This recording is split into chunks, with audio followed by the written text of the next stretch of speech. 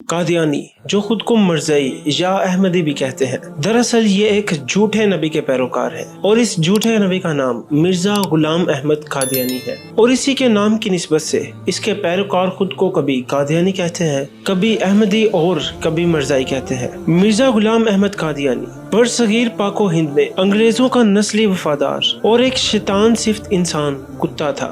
इसके अबो अजदाद ने नस्ल दर नस्ल मुसलमानों के खिलाफ साजिशें करने में अंग्रेजों की मदद की। ये वो बदबख्त जमात है जो कि अकीदा ख़त्म नबूवत सल्लल्लाहु अलैहि वसल्लम की वाज़ेह मुनकर है। ताहम आज की इस वीडियो में हम आपको पाकिस्तान के एक ऐसे इलाके की हकीकत से रोशनास करवाएंगे जो कि दुनिया भर में कादियानों की ज्यादा अक्सरियत वाले इलाके में या उनके हेडक्वार्टर के नाम से जाना जाता है। तो आइए चल के इसकी असलियत को जानते हैं। फैसलाबाद और सरगोदा के दरमियान में मौजूद रबुआ नामी शहर आज जिस मुकाम पर वजूद रखता है, ज़माना कदीमी में उस शहर को ठगिया शहर कहा जाता था। उस वक्त ये मुकाम गैर आबाद हुआ करता था। तकसीम हिंद के वक्त हजारों तादाद में कादियानी पाकिस्तान में आ गए थे और उन्होंने खैमा बस्ती के तौर पर इस इलाके को आबाद किया था, जिसे इनके सरकर्दा अफराद दारुल अमान कहने लगे थे।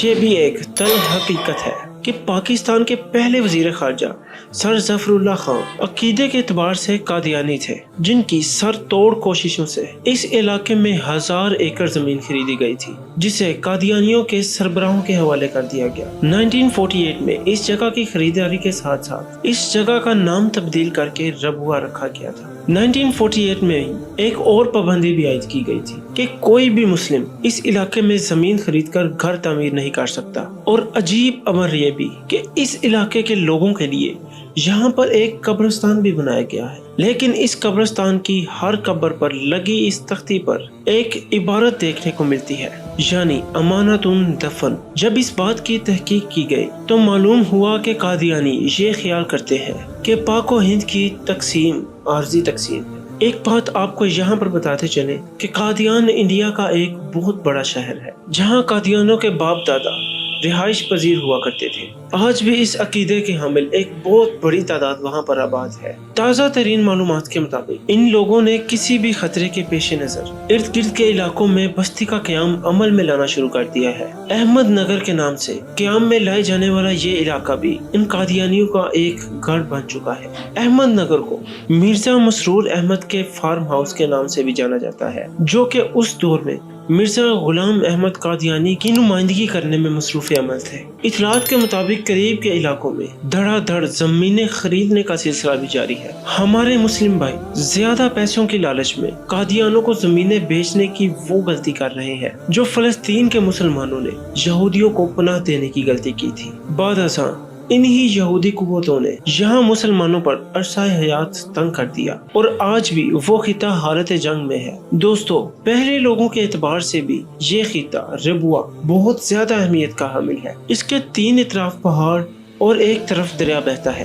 एक इंकिशाफ से ये भी सामने आया है कि रबुआ में खुले मैदानों को कंक्रीट से तैयार किया गया है और ऊपर मिट्टी डालकर इसे आम निगाहों से छुपाने की कोशिश की गई है। इसका मकसद ये है कि इसे बवक्ते जरूरत एयरपोर्ट के तौर पर इस्तेमाल किया जा सकता है। इसकी असल वजह ये भी है कि दरियाई रास्ते के ऊपर बना पुल यहाँ की आमदोरफ्त का वाहिद एक जरिया है, जिसकी मदद से उस तक पहुंचा जा सकता है। और अगर इस पुल को तबाह कर दिया जाए तो तकरीबन पूरे पाकिस्तान का इस इलाके से दाखिली रास्ता कर सकता है। इसके अलावा लम्हा फिक्रिया ये भी है कि इस्लामाबाद की एक मैगजीन ने हाल ही में ही दावा किया है कि रबुआ की 300 खवातीन इसराइली फौज का हिस्सा है और यही नहीं बल्कि रबुआ के 600 मर्द भी इस इसराइली फौज का हिस्सा है। यानी कि पूरा शहर ही जंगी तरबियत लेने में मसरूफ़ अमल है, जो कि आगे जाके पाकिस्तान समेत किसी भी मुस्लिम मुल्क के लिए खतरे का बाइस बन सकते हैं। इसके अलावा गैर मुस्लिम ममालिक की इमदाद और फंडिंग किसी से ढकी छुपी नहीं, जो कि पाकिस्तान में इनकी तादाद बढ़ाने के साथ साथ इनके असर और रसूख में भी इजाफा कर रही है।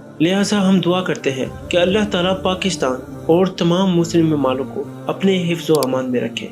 Like, share and subscribe.